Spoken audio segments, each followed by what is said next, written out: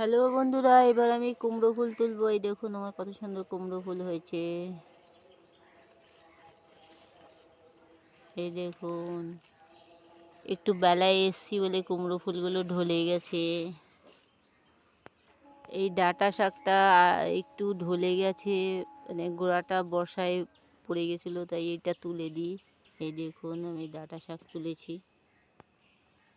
এই দেখুন আমার প্রচুর পুদিনা পাতা হয়েছে, কত সুন্দর দেখতে লাগছে।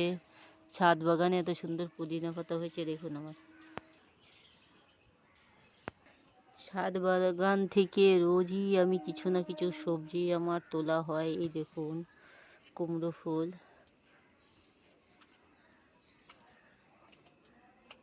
এই দেখুন আমার কুমড়ো ফুল, ছোট ছোট বেগুন হয়েছে।